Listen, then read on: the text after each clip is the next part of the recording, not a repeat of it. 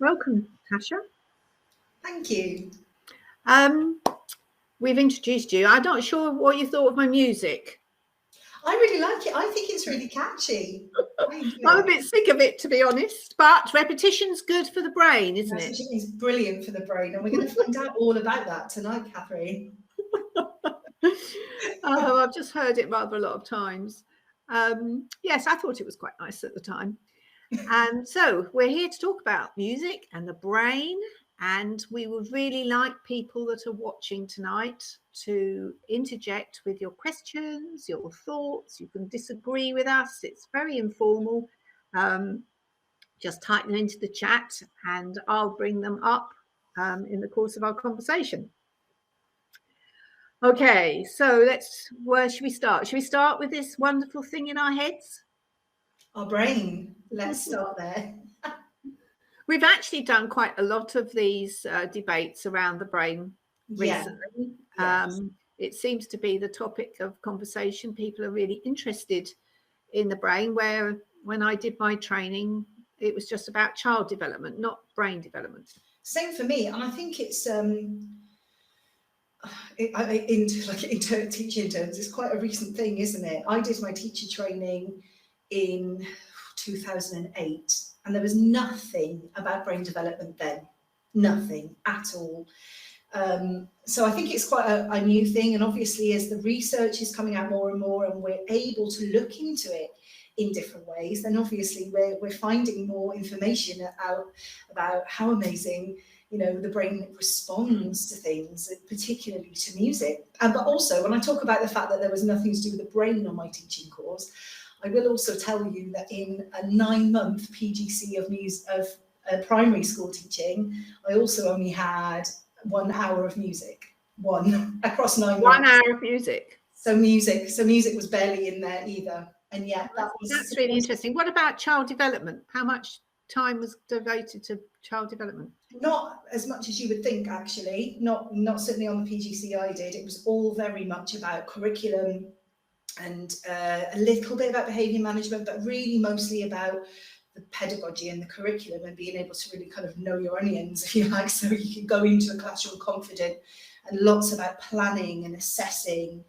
And I'm from Wales, and I did my teacher training in Wales, so we also had that element to it as well, because I've not taught in Wales for a long time, but certainly at that time, the real kind of buzz thing was that no matter where you were in Wales, you also had to use incidental Welsh. So that was like another facet to it as well.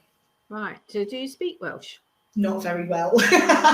Not very well. The answer to that is yes. Not yet, I think is the buzzword, isn't it? Okay. I certainly don't speak Welsh.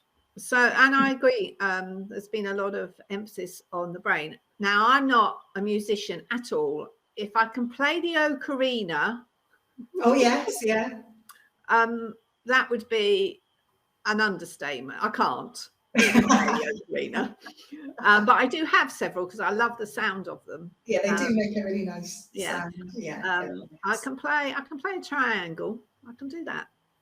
Anybody's musical. Anybody's musical. Everybody has the capacity to be musical. Everybody's got an innate musicality within them. Do they?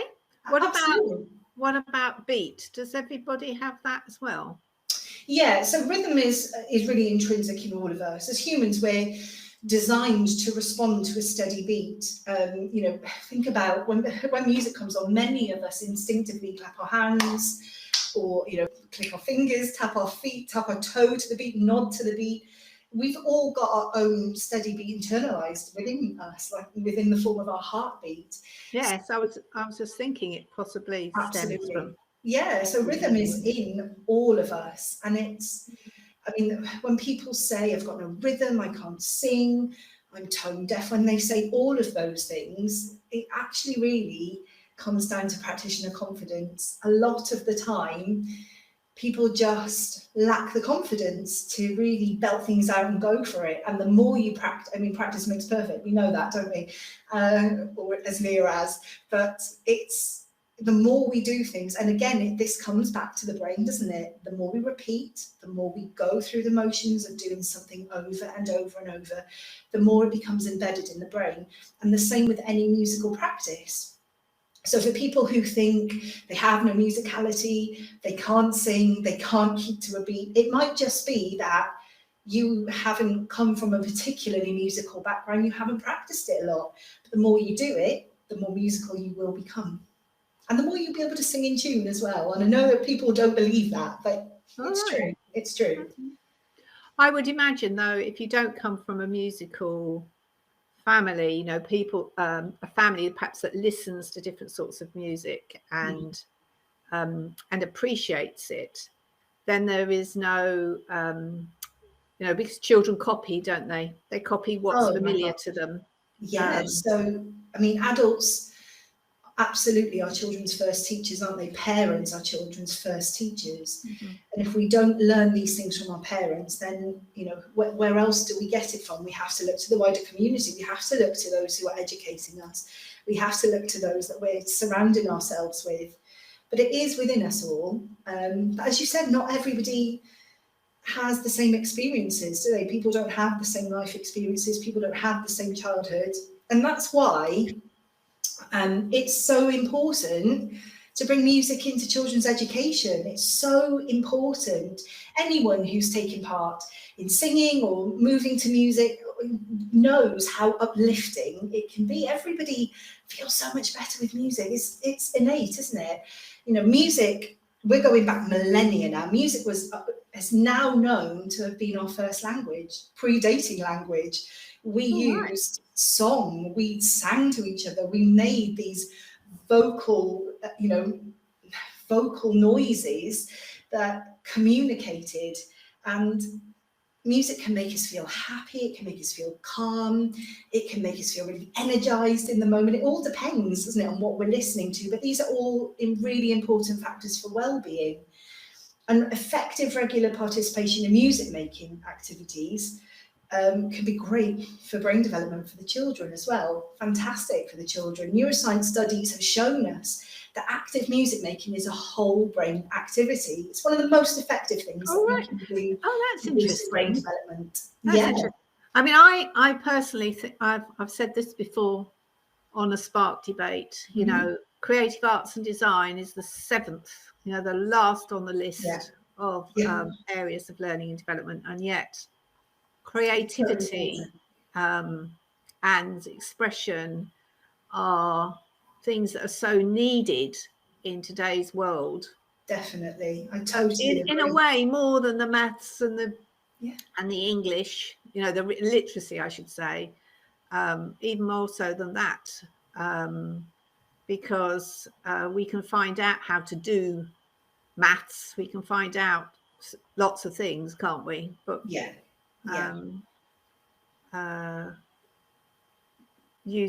being creative is something that has to be. I always think of music as being creative. It absolutely is. And you know, when we think about how creative music is, but also how it makes us feel, how can we begin to encourage children to learn maths, to learn literacy, to learn science, whatever it is, how can we help children to learn those things if they don't feel great within themselves to begin with, if they don't feel this sense of well-being and this sense of calmness or whatever agitation they may be feeling, you know, creative things and music particularly can really help to kind of balance those out. And so we need that. We need those children to be in that place before learning can begin. Yeah, this is the relaxing the reptilian brain so the neocortex can actually learn. Yes. Yeah. So in my nurseries, I don't know if I've told you this, but in my nurseries, we used to play what we called outside in music every morning from 7:30 to 10:30. And it was, and the idea was to relax the reptilian brain. It also relaxed the parents, actually, that were rushing in, dropping their children off. It was quite noticeable. Yeah. And this music was environmental sounds. It was the rain, the waves, Yeah. Birds singing, and farmyard sounds. I mean, technically, that's not music, is it? But it generates the same feelings of feeling safe and secure and calm. And Definitely. And they're also the precursor to phonics. They are precursory skills that prepare our children for becoming phonologically aware. They need to have an awareness of sound before we even think about letters, before we start saying, you know, this is any of the letters of the alphabet. They need to have an awareness of sound first. And environmental sounds is where it all begins. You know, we need our children to be listening and tuning in to the sounds that are all around them.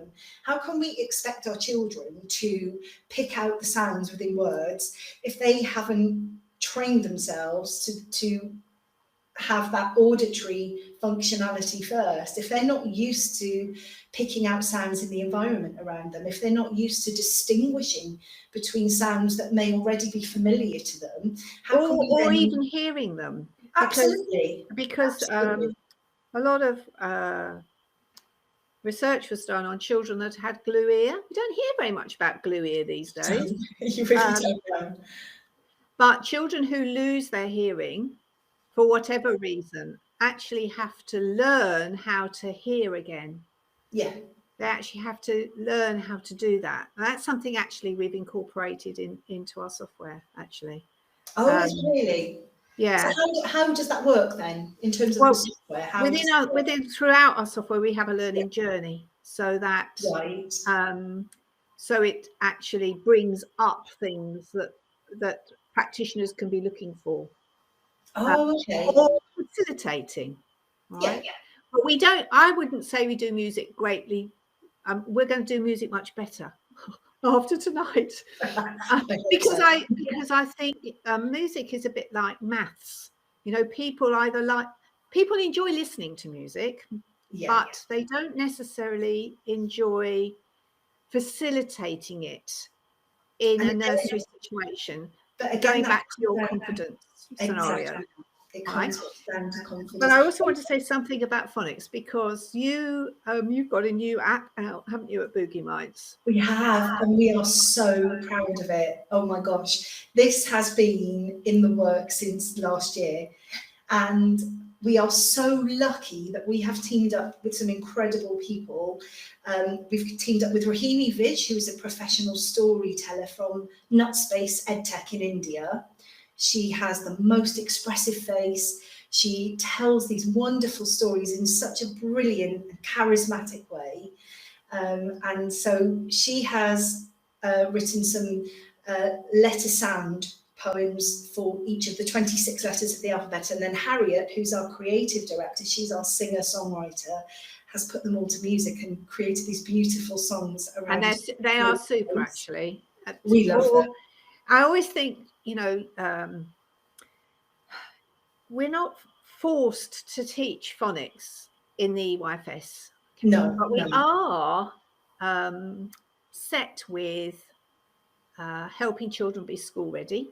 I'm not saying phonics necessarily makes the child school ready, but but developmentally, if a child is interested in letters and sounds, etc., then we should be facilitating that, I think, as a practitioner. Definitely. We shouldn't be saying, oh, we can't do that because we don't do phonics in our nursery, for example. No, or our I agree. And those phase 1 phonics skills, there's absolutely no reason why they can't begin in nursery, why they shouldn't begin in nursery. True. Amazing. But what I liked about the app was the fact that it's being made very kinesthetic.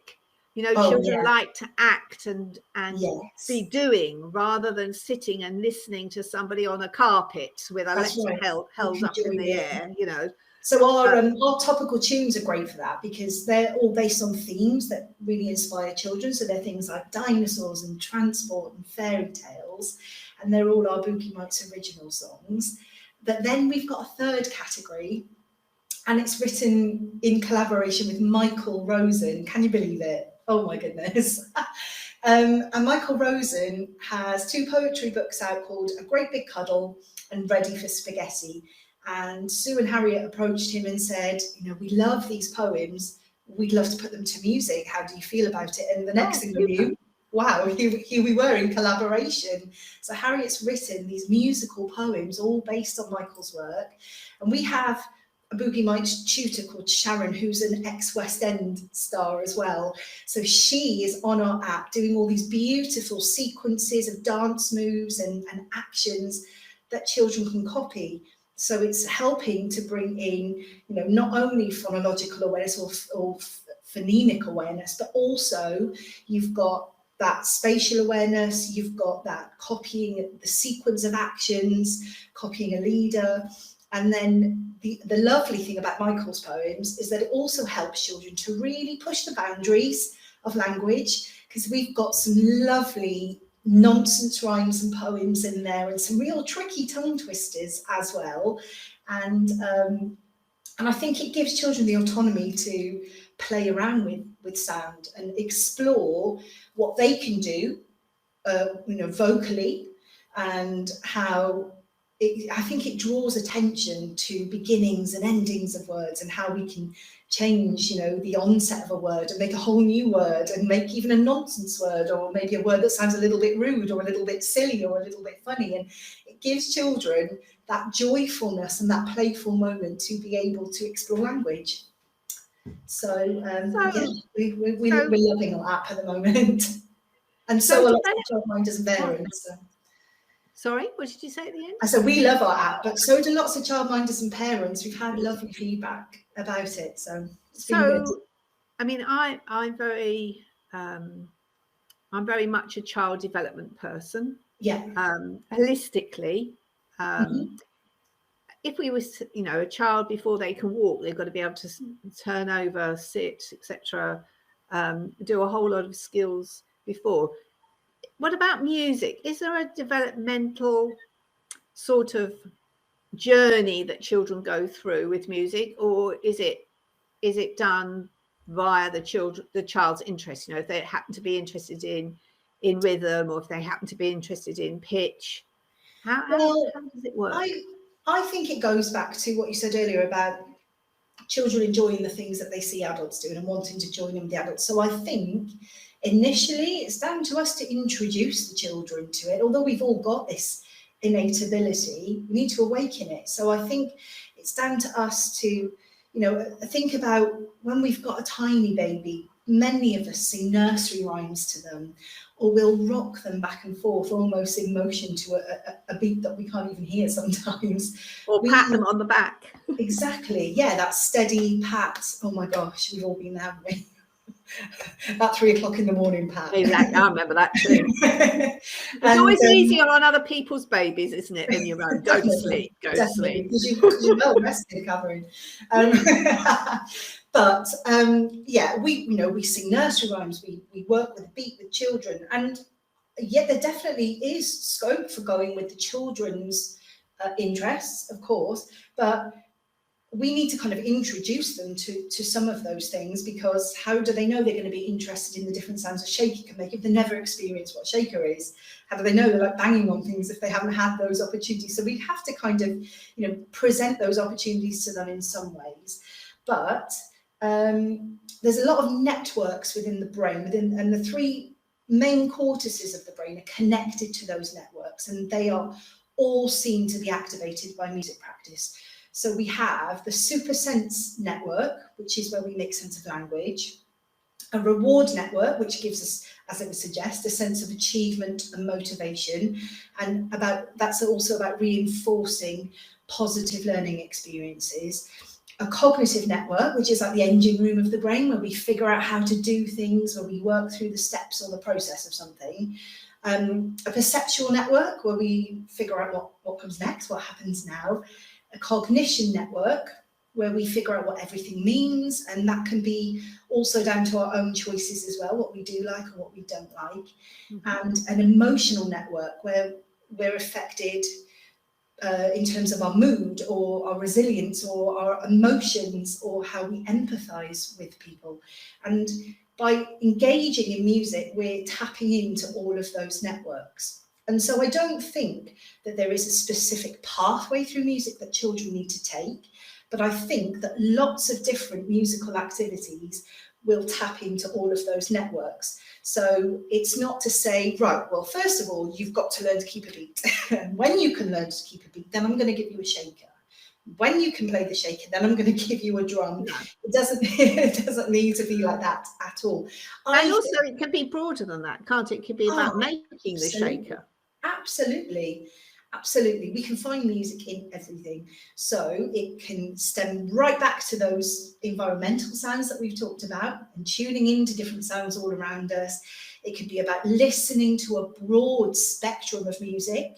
It doesn't all have to be acapella. It doesn't all have to be recorded. But a real rich repertoire of music is what's needed to be able to boost the brain in that way that we've spoken about. So to be able to fire up all of the different areas of the brain. So, you know, we like to think about encouraging children to hear music that's really catchy with a strong and steady beat, perhaps with some overtones of different melodies or harmonies, maybe a range of instruments that they might not have heard before or not been aware of before, perhaps a key change or a bit of dynamics where it gets louder in some places and quieter in others, or playing around with volume, pitch, dynamics, all of these things. And I think by exposing our children to a real rich repertoire of music, that's how we help to develop the whole brain. And then, like you said, we've then got those beautiful musical activities that come with it. So making a homemade shaker and engaging the child in that way. So we're going to get to the end result, which is playing that instrument. But we've also, before all of that, we've got, you know, a bit of knowledge and understanding of the world. We're collecting our recycling to make an instrument with. We've got those fine motor skills. If I'm gonna, I've made shakers. I've got a 9-year-old and a 4-year-old, and with the 4-year-old, we've made shakers at home recently, and we've had, you know, a little forage in the garden for things that we could put into an empty water bottle to make the shakers. So we found some twigs and dried leaves and stones, and then that was really helping her to develop her fine motor skills. She's got that really tiny and classification for maths. Absolutely, yeah, everything. and then we talk about colour and texture. You know, we're going into all these different areas of learning just from one tiny activity, and it all relates back to music. And eventually we screw the top on and we secure it. She gets to decorate it. So then we're talking about colour, and we're talking about different you know, opportunities within art. You know, are we going to use stickers? Are we going to paint it? Are we going to get a marker pen? Are we going to draw on it? And then eventually we actually get down to the musicality of it. Now let's shake it. How does it sound? What about if we put something different in there? Would it have made the same sound, or would it have made a different sound? And can we play it really quickly? Can we play it really slowly? Can we make it louder than we're already playing it? Can we make it quieter? So lots of these things. And then with all of that as well, that spatial awareness. I can't shake my shaker next to the wall because it doesn't really go anywhere. So I've got to be aware of the space that's all around me, aware of other children around me as well. But there's so much in it. But how did, because you were an early years advisor, weren't you? I do consultancy now. Yeah. So if people come to you with kind of questions of what would I do in terms of giving music provision? I mean, what kind of things, I'm sorry if I'm putting you on the spot. No, you're not. What kinds of things are like top of the agenda? In my own nurseries, we always had a music area in every room, even the baby room, you know, heuristic play. Yes. It's amazing what you can put in a heuristic play basket that makes a noise. It was always something that we did. We also had with the older children particularly, we had a music session, like you would have a story session. So we had a music session every day. And we would do a variety of things. I think the other thing about it, though, which brings it more into the here and now, the things that we're thinking about when children join us is, you know, I have never ever asked a parent about the sorts of music they like to listen to at home. I've never, you know, when we're thinking about collecting the cultural capital of a child, you know, what experiences has a child had before they attend your setting, I would never have asked anything about, you know, the music, or if anybody. I might ask if somebody plays a musical instrument at home, as a way of trying to find out if we could find an adult that, you know, if an adult could bring a trumpet in and play it to the children, that would be amazing. You know, I might ask that sort of question, but for different reasons. But I have never asked about, you know, what sort of music a family enjoys. And I think, and also at rest time, we would put music, a different, not outside in music, we would put what we called, as we called it, we would put on soothing music at rest time, but we never really asked the children what they would like to listen to. And isn't it interesting as well? I think children can be really surprising in what they do listen to and what they do enjoy. I remember when I taught in Saudi Arabia for a little while, and I had a child in my class who never particularly came across as musical. We used to sing all the time in our class. He would join in, but he never kind of struck me as anybody who loved music particularly. It was a bit reluctant to join in. And we went to an assembly one day, and there was a school band, because it was from kindergarten right up till sixth form, so it was a big broad range of ages. And secondary school had a band, and they were going to play for the assembly. And as we walked, it still makes me laugh. As we walked to assembly, one of the saxophonists was warming up, and he was playing that riff, and you'll know it as soon as I say it, that opens Careless Whisper by George Michael. Do you know the one I mean? Yes. The one that's like, so he was playing that, and he was just playing it purely to warm up. So we're walking along, and the boy Bennett, stops and goes, "Mrs. Bretten, you hear that? Oh, we're going to sing Careless Whisper in assembly." And you could have knocked me down with a feather, because he was the last child that I would ever have thought, out of all of the children in my class, and were quite stagey. You'd know that. He was the last child that I ever would have thought would have been able to have picked out from a 2-bar introduction that was that particular song, that he would really know who George Michael was, because, you know, he was 10 and this was in like 2010. So George Michael wasn't really on the radar anymore then. And I just thought, God, you never really know, do you? You never really know what their musical experiences are at home, and how surprising some of them are. You think, God, there's a really strong musical influence, actually, much more than we realised. And I think sometimes children's music choices can be really surprising, and in a really beautiful way. I know a 4-year-old who likes the Black Eyed Peas. Yeah, I used to have. And he likes all the music with naughty words in. Oh, of course, yeah. Well, that's the appeal, isn't it, for some of them? No, I don't think he at the time, I don't think he realised, but it just happened that they were. I have a now 9-year-old who, from the age of 3, and still is a really big Beatles fan, and that's quite unusual, isn't it? I think, yes, for a 3-year-old. But he must have heard it from somewhere. Oh, we play a lot of Beatles at home.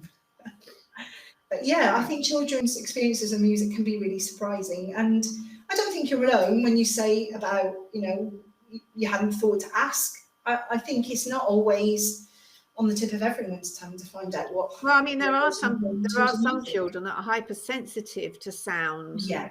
If we're looking at children perhaps on the autistic spectrum. Yes. And we don't necessarily recognize that they have issues perhaps until it happens, Yeah, you're right. Yeah, you are right. And I've seen it myself we used to do family learning sessions where we would, it would be like a bit of parent education, but they bring their children on and we would do a music session. And yeah, I've seen it, when children come in and really sensitive to the volume and to the situation, because it's so new to them as well. Yes. Amazingly, there's got to be a conversation, hasn't there, I think, as well, between you and the parent or the caregiver, and find out, you know, how can we work, tiptoe our way through this so that it works for everybody. And it was really lovely, actually, the amount of parents who would be consistent still, so they wouldn't just kind of give up. Oh, they don't like it, it's too loud, they don't like, you know, we'd say, right, should we try and tone it down a little bit? Should we do it a little bit quieter? Should we have a longer time introducing them to these bigger and, you know, louder instruments, so the drums and the sticks and the shakers? And should we have more of a kind of introductory time on them where we play them really quietly and we look at them carefully and what's inside them and explore them, and can you make that kind of noise with them? It's exactly the same principle if a child doesn't like to get involved with messy play, isn't it? Yes. We make it accessible for them. Yes. On their terms. And then isn't it incredible then how much progress they make when you see within a few weeks they're suddenly, if you meet their needs. Yeah, it's about meeting their needs, and that's they can go from really sitting on the edge to creeping closer. Yeah, it's about the educator getting it right for that particular child. But those moments can be just so lovely and really rewarding, can't they, when you think they do want to do it, they really want to, and they're really trying to find a way to join in with this, and then you realise that, yeah, we did that and that really helped them and it's made a difference to them. I think that's really lovely, isn't it? Yeah. There's a lot of another thing that's very topical at the moment, when you did touch on it before, is about well-being. Obviously, we've got well-being of the children, but what about well-being of the adults that are looking after these children? You know, working in a nursery or preschool can be a really, really stressful environment, can't it? Yeah. Or in a classroom as a teacher. Yeah. What sort of, is there anything you can, apart from restful music, I all go to sleep? Sometimes though, it's not even about restful music. Sometimes we need that more powerful music to kind of get up and go. Energy out. Yeah. And I mean, I think music is brilliant for well-being for everybody, and I don't think that we can pigeonhole it into this kind of music is beautiful for children's well-being and this is what adults need to do.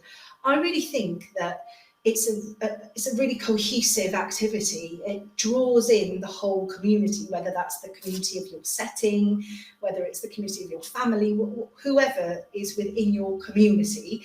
Oh, I hate myself, I just did that. That's horrible, isn't it? Bunny ears, quotations.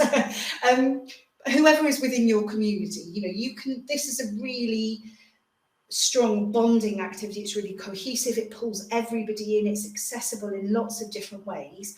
And so I think that for practitioners, I think just taking part together in that music session with the children can do wonders for well-being. When we engage in musical activity, our brain releases all these amazing chemicals. You know, we've got oxytocin, we've got serotonin, we've got endorphins, and we've got dopamine, and all of those different chemicals do different things. Some of them are about our sense of achievement, some of them are about our happiness, some of them are about the way that we kind of achieve our goals and how we interact with each other. And so all of those chemicals work together and they work harmoniously, but they make us feel so brilliant. They're so great for our well-being. And it just so happens that those four chemicals spell out the word dose. So Boogie Mites, we like to say, have you had your daily dose of music?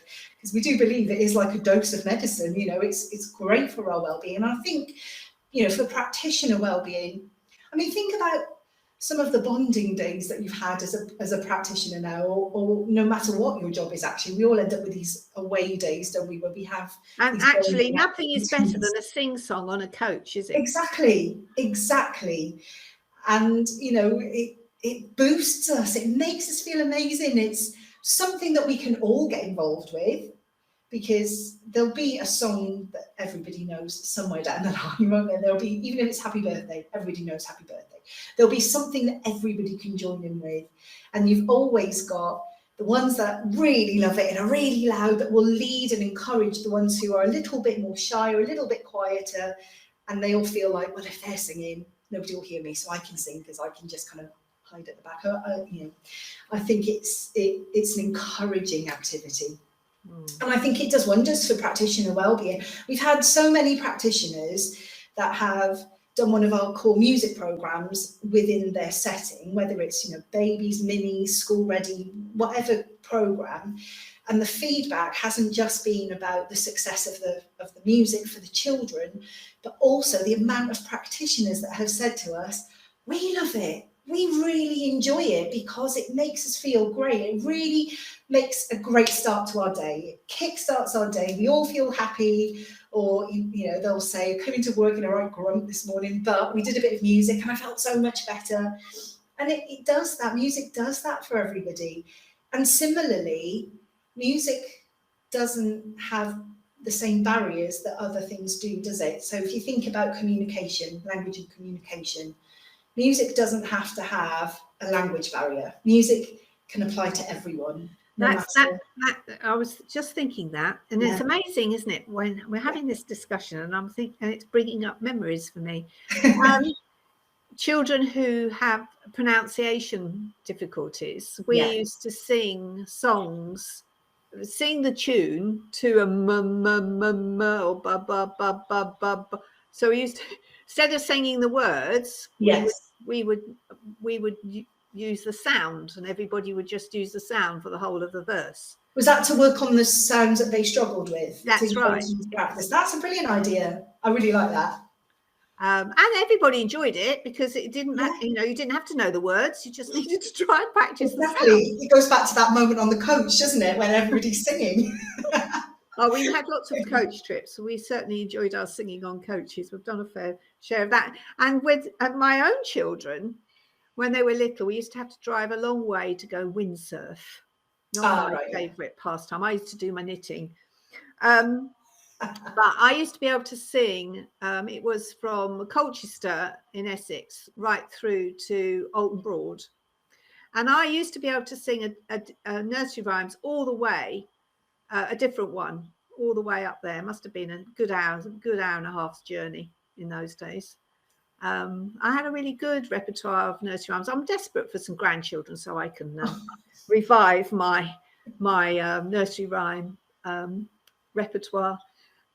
But yeah, I mean, and as a child, I know I was sung to a lot. My grandparents used to sing to me a lot. Different nursery rhymes, not much else. Yeah. But nursery rhymes definitely. Do you think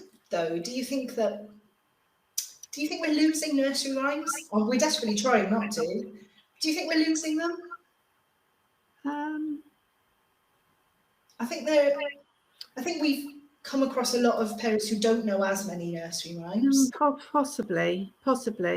I think maybe our society is getting more diverse, though, and we have a lot of other sorts, not nursery rhymes, but other sorts of rhymes and poems that are coming in from other cultures. Yes. Yeah. But I mean, I think there's a lot of people who make up, or rather not people, but a lot of, like Humpty Dumpty's got a second verse. Yeah. One nursery's verse will be different to another nursery's verse. So there's a bit of creativity there, isn't there? There really is. Yeah, there really is. Somebody said on the chat, there's a lot of different sorts of music for children on YouTube. There really is, yeah. And I think, you know, it's great. I think, you know, children, we've said children need this rich repertoire of different music. And I think there's a sense within some people, there's a real sense of, should we be showing them giving them recorded music to listen to? Should they be, you know, having this? Shouldn't we be playing it on a guitar or singing it acapella? But no, children need this really rich and varied musical experience. And the beauty of access in different ways, I guess. Definitely. And it taps into those different sense networks that we spoke about earlier. And the beauty about recorded music is it can give children experiences that we can't give them just through singing a cappella. And that's not to say that there isn't a place for a cappella singing, because there absolutely is. And if you've got somebody who can play ukulele or a guitar or a saxophone, whatever it is, and can give children that live experience, that's incredible. Now, that is something I used to interview for. When I was doing staff interviews, and I did have rather a lot of staff at one point, it was always an interview question: do you play a musical instrument? And it was amazing how many people didn't, me being one of them. And then I would always be followed up, oh, what special talent do you have? You know, what other things do you you know, can you do? And because me, it would have been knitting at the time. But you know, I don't think there are so many people these days actually play an instrument. When I went to school and my children went to school, you know, a lot of people played an instrument from school. You know, they played the flute or the violin. My children both played the violin, and one played the flute for a while, or they play the piano. And I don't think people do. And I think it comes down to funding. I think that comes down to funding. There isn't the same funding for the arts, is there, as there was years ago.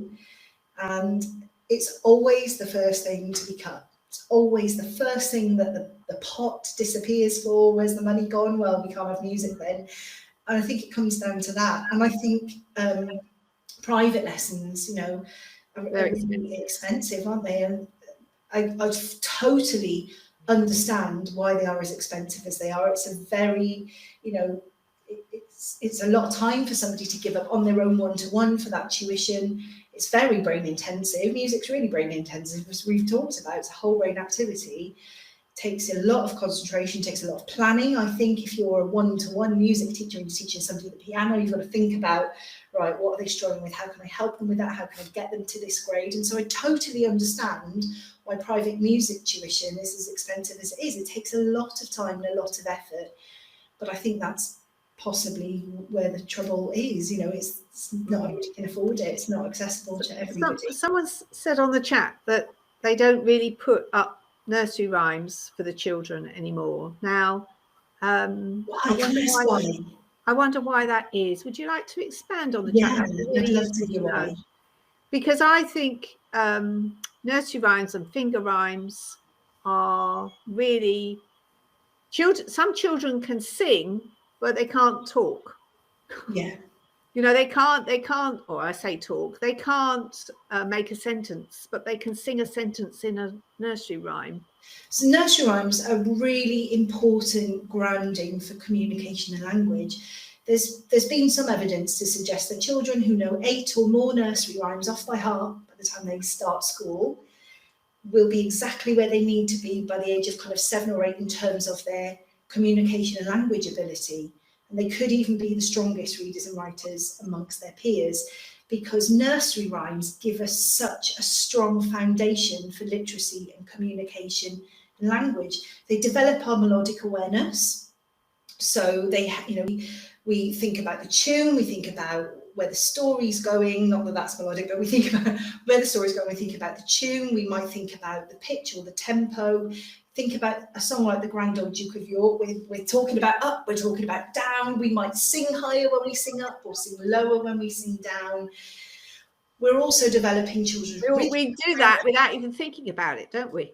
Exactly. It's all just, it all comes naturally, doesn't it?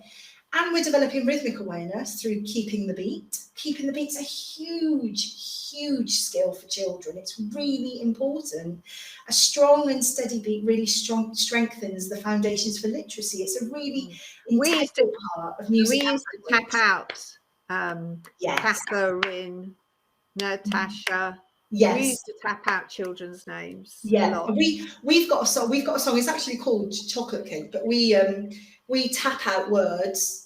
And the great thing about it is it's interchangeable, so you can change the words to whatever. So you could sing carrots. We could sing carrot sticks, hands up who likes carrot sticks. Yummy, yummy, yummy, put them in my tummy. I like you like carrot sticks. And every time you sing about whatever the object is, you tap the rhythm out of the word as well. And, you know, so rhythm is a really integral part of learning a language. It's crucial to our understanding. The rhythm of the spoken language is really crucial to the understanding. And the exercise of undertaking musical activity can really help the auditory system, and it can lead to kind of what they call less neural jitter, so kind of the calmer brain, and a stronger sound to meaning association, because when we sing anything, or particularly if we're clapping out the beat at the same time, we are really putting emphasis on certain syllables. And when we sing, we may emphasize syllables that perhaps we wouldn't normally, in the way that we would normally speak them, but we are still drawing attention to them. And nursery rhymes are brilliant at that, because think about that rhythm in many nursery rhymes that goes with a syllable per beat. Humpty Dumpty sat on a wall. That kind of, certain rhythm and patter to it really helps to strengthen children's awareness of the sounds within those words. So nursery rhymes are really, really important for helping children to hear the beat and the rhythm, and later on how words can be broken down. Someone on the chat who's obviously quite knowledgeable has said the ideal is to mix a cappella singing activities and recorded music to maximise the benefits. Absolutely. So it should be, as we've said, a whole musical experience. So singing a cappella, but also recorded music, but also a little bit of instrumental work, because each type of music, if you like, so a cappella might work one particular area of the brain more so than others, and then recorded music may work, everything's working the whole brain at once, but some parts of the brain may be working harder than others when they're undertaking certain particular types of music. So it's got to be about maximising the potential by giving children this really rich and varied repertoire. We can't go wrong, can we? If we give children a wide range. In our software, we actually suggest that children should make their own music and record it. I love that. That's brilliant. Well, so they can then play it back to their friends. What about musical instruments? Do they make the instruments as well? Yeah, absolutely. Yeah, I love that. We'll encourage that. We don't actually, within the software, we don't tell people what to do. Right. We highlight what could be coming next in the child's development. Oh, okay. Yeah. And then so it's really, we're not asking practitioners or educators to be robots. Yeah. They have got to think. They do need to know then to consider the knowledge they have about this particular child. Yes. If, in a musical way, if a child just wanted to sing certain songs, then I think it's the educators, or type of song or type of music even, it's the educator's role to show them different sorts. Yes, give them that rich experience, that rich musical experience. And there's lots of ways that we can help children to develop their rhythmic and their melodic awareness and tap into those different areas. Yeah, now I was told to bring a musical instrument. I'm so glad. Did you? I left my wooden spoons in the kitchen. What have you got? So I have literally picked up a book, which every setting's got a book. Yes. And I actually have a pair of children's scissors in my hand. Oh, scissors! I love so I thought this could be my musical instrument. Well, that's the perfect opportunity. I think we should do a song then. In that case. Oh, do you? So, okay. I'll try not to bang too hard though, because it's quite noisy. Well, we're going to think about rhythmic and melodic awareness. We're thinking about keeping the steady beat. We're going to think about the rhythm. So we're going to tap out the rhythms, or we're going to tap out the numbers. We're going to do a little bit of number work in this as well. So we're going to tap our drums 1 time, 2 times, 3 times, 4 times. We're going to keep the steady pulse of the music. We're going to bang consistently on a drum or your book, whatever you've got, that's fine. And thinking about the different ways that we could play our drum as well. I'm going to kind of keep it quite loud so that everybody can hear it, because I think when it comes across on the computer, sometimes it can be a little bit tricky, not quite sure how everybody's volume is going. So I'm going to try and keep it as steady as I can. But the beauty about this song is you can play around with the speed of it, the tempo of it. You could do it really slowly for a verse, and then you could do it more quickly for a verse and really highlight those differences. You could play around with the rhythms of it. So we're going to do 1, 2, 3, 4, 1, 2, 3, 4. But you might like to choose to drum to the rhythm of the words. Bang-a-dee, bang, bang. Bang-a-dee, bang, bang. So there's a lot. Too hard for me. I won't make it too difficult. But you could also play around with pitch. You could sing this a cappella and then sing it really in a really high posh voice. You could sing it in a really low voice. So there's loads of ways that you could explore this with children and make it really fun and explore all of those different musical elements. But I'm going to put it to music today, and I'm going to keep my strong, steady beat. I've actually brought these are the cardboard tubes from the inside of tin foil.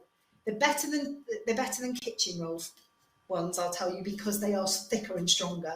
When you bang them, they don't break. But my 4-year-old decorated this first one with dinosaur stickers. The second one's still plain. But these make great rhythm sticks, as do wooden spoons from your kitchen, chopsticks, lolly sticks, anything at all for our tapping sticks. And for a drum, you could have, well, you've got your book, you could have literally a cardboard box, you could have a lunchbox, plastic lunchbox maybe that children take to school. You could drum on the floor. You don't have to have an actual drum, you can just drum on the floor. Anything at all that you can find. You can make music from anything. So I'm going to put my music on, and I'm going to sing a song for you called Bangity Bang Bang. You're going to love it, I'm sure you will. Oh, I've never heard of this. I thought it might be a nursery rhyme. This is, the children absolutely love this. Well, I'll talk to you about a nursery rhyme after if you'd like to give you some ideas. But the children absolutely love this one because it's lots of fun. It gets their, not that obviously they're not aware of all the skills that they're developing, but it's great for their gross motor skills because they're getting that shoulder action in as they're banging on the drum. It's great for fine motor skills because they're manipulating the rhythm sticks. It's great for that rhythmic awareness and that melodic awareness. It's great for keeping the beat and counting because we're doing that 1, 2, 3, 4 in the middle. Also keeping the steady beat of 1, 2, 3, 4. 1, 2, 3, 4. They've got to have spatial awareness if they're doing this all together in a circle or in a group, because we don't want to be hitting each other with our sticks by accident. So lots and lots of skills. And then, of course, following the leader the very first time they do it. So we normally begin by warming up our sticks and our drums. We might tap our sticks together and stop. And then tap them again, tap, tap, tap, tap, tap, stop. We might tap our sticks up high and tap them down low, tap them high, tap them low. And you can really use the warm-up as the opportunity to introduce children to what these musical elements are. So high, low, fast, slow. And then it also helps the children to kind of shake their sillies out a little bit as well, because they of course they're going to start banging everything when they get the sticks because they're excited. So give them the opportunity to do so that when you engage in the musical activity, then the novelty of let's bang everything we can with the sticks has kind of gone, and they're ready to engage in the musical activity. And then we would introduce the drums in the same way. So today I've not got a drum with me just because of this very tight space that I've got here. So I've actually got my computer balanced on a drum, so on a box. So I'm going to use the box as my drum. And I'm hoping that I am all set up for Bluetooth. Hopefully the music will come on. I'm going to face the camera for the song, and then everybody can see what I'm doing. Okay. I hope you can hear that. Yeah. Fantastic. So we're going to start with a beat like this. Bangity bang bang, bangity bang bang, I'm banging on my drum. Bangity bang bang, bangity bang bang, I'm banging on the drum. If you want to play in rhythm, you can bang your drum. Keep the beats and play in time. Come on everyone, should we try and bang to the words now? Bangity bang bang, bangity bang bang, I'm banging on my drum. And again, bangity bang bang, bangity bang bang, back to the rhythm. Fantastic. Now we're going to do some counting. 1 time, 1. Bang it, times. 1, 2. Then 3 times. Are you ready? 1, 2, 3. Bang it. 4 times. 1, 2, 3, 4. Bangity bang bang. Bangity bang bang. I'm banging on my drum. And again. Bangity bang bang. Bangity bang bang. I'm banging on my drum.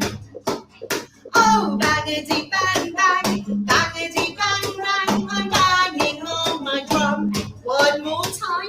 Bangity bang bang. Bangity bang bang. I'm banging on my drum. Bang bang bang. Oh, well done, everybody. Well, I hope everybody was joining in. How much fun was that, though? Yeah, great. Pop these down. So all of those skills the children are kind of working within, just in that one song, thinking about all of those things at once. And just going back a little bit, there's lots of practical ways that you can introduce children to all of these concepts. So when you're thinking about pitch, as I said earlier, we might sing hello, high, hello, low, hello, high, hello, low, and physically get the children doing it with their, with their voices, and their bodies, so they're associating the movement, that we're reaching up high, and then when I sing like that, that's a high sound. Tempo, fast and slow. Again, you can just do that with your hellos, hello slowly, or zip, hello fast.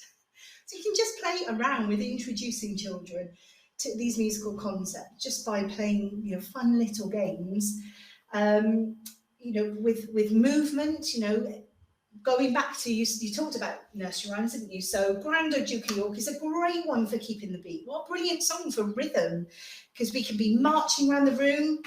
Oh, the grand old Duke of York, he had 10,000 men. And then not only that, we've got this up and down, and you can use your voices to reflect that.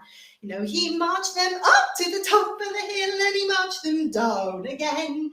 So you've got all of this musical play. And as far as the children are concerned, it really is just playing, but that you're also really subtly introducing all of that musicality to them as well. You could be clapping your hands, stamping your feet, marching around, and you can then Being very active. Exactly. What about, somebody's asked about memory. Does music help with your memory? I believe it really does, because music is such a repetitive activity, isn't it? And that's not saying we're going to do the same things every day, but just in one single song, how many times do we repeat the chorus? How many times do we repeat the melody? We might not repeat the words of a verse. Think about any kind of pop song. Every time you sing the verse, the words are different, but the melody is exactly the same. So we are repeating and reinforcing. And it's that repetition and that reinforcement that really gets our brains working, particularly for young children. A lot of people had washing hands songs during COVID. Oh, we had one. Ours went, wash your hands, everybody wash your hands, everybody splash, splash, glug, glug, germs go down the plug, plug. So we had one as well. Washing hands songs are brilliant, because how amazing is that to make something that is a really important but quite mundane task really fun for children? Into something more enjoyable. And again, what do we turn to? We turn to number 7 of the learning, list, music, right at the back of the list. But it's what we turn to in times of a crisis, isn't it? It really is, though, isn't it? The pandemic happened. We saw all those people in Italy that stood on their balconies and sang that beautiful opera music or played musical instruments. Think about the war, where we hear stories of how they hid in the underground shelters, but they all sang to keep their spirits up. It's the first thing we turn to in a crisis. Yeah. And it's the thing that brings us all together. Have you ever seen a silent football match or a rugby match? It'd be really weird, wouldn't it? It's all the singing, isn't it? It brings people together. The great thing for children, the great thing about memory, going back to your comment about memory, when the brain develops, it develops quickest, it grows the most within the first 4 years of a child's life. So it grows to 90% of its adult capacity within the first 4 years, which to me, that is mind-blowing. And also such a responsibility for us early years particularly educators. that's what I think is almost terrifying, isn't it? And so what happens is all of the neurological pathways begin to grow and thicken and establish pathways within the brain. The things that we do the most remain in the brain, but at the age of kind of 2 to 3, something happens called synaptic pruning. And this is when the brain weeds out the things that it doesn't perceive that it uses very often. So the things that it thinks, oh, I've not done that very many times, get rid of those, because we need that space to make new pathways for all the new things that we are learning and the things that we're repeating and doing over and over. And those neurological connections that we've used the most, they become thicker and stronger and better at the information processing. That speeds up, that becomes more efficient, that becomes quicker. And so repetition, particularly for our earliest children, is so vital for brain development. We want those neurological pathways to grow, to flourish, to connect. And interestingly, the brain uses the same neurological pathways for language acquisition as it does for music. It uses exactly the same pathways. So it's really important. Repetition is a really important skill for memory. And well, if you need think to, about, thinking about the characteristics of effective learning, yes, it's about learning how to, learn. How many people use music to remember things for their exams? Yes. And singing your times tables. We sing That's them. how I learned mine. I learned them to a tune. I don't know my times tables. There's a story about that. But anyway, that's another. It's in a YouTube film somewhere. There's a story about me and my times tables. But the point is that people do, and we do use music to help us remember things as adults. So we can do exactly the same thing for children, can't we? We can help them remember things by using music. Yeah, when we were going back to when we were developing art, we were lucky enough to have some interview time with Michael Rosen, and he put it really nicely and succinctly, I think, when he said, music is what makes knowledge portable for all of us. It gives us something to really latch a notion, an idea onto and carry it around in our heads. Because we won't forget the tune, we won't forget the song, we might forget the learning on its own when it's dry or when it's just through a rote exercise. But when we connect it to music, it makes learning really portable. And I can remember adverts that were on the TV when I was a child. Yes. I can remember the songs. I'm not very good at recall. I can recall it in my brain, but I'm not very good at. I bet if you ask people to put in the chat what adverts can they remember, I bet they all say not just the product, but I bet they could also say what the lines of the exactly. Like remember the fairy advert, hands that do dishes? I can always remember. Yeah, exactly. Always. I wouldn't know what the fairy advert says now. Oh, it's washing cold water or something, isn't it? You can do washing up in cold water now. I couldn't even tell you, but I can always remember the advert from the 80s. I'm a bit older than you. Anyway, does anybody else have any questions on the chat, please, or comments? I'll tell you something that hasn't come up, but I could just really briefly talk to you about is how music can really help to close the attainment gap. Because think about children, who really struggle with literacy in terms of things like dyslexia. Mm-hmm. Music, going back to us talking about how it's almost a case of sound before symbol, going back to matching those syllables to the beat of the music can be really helpful for children with dyslexia. There's a professor at Cambridge University called Usha Goswami. She studied the effects of music on language and literacy development, but particularly with children who have a delay, and then more specifically children with dyslexia. And she said that children with dyslexia find it really challenging to hear speech rhythm and speech timing. And in perceiving musical rhythm and timing, early years educators can take simple steps to benefit language skills and to really minimise the impact of dyslexia.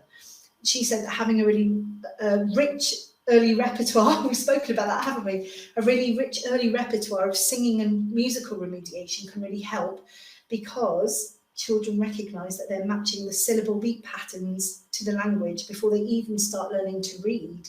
So it really is a case of sound before symbol.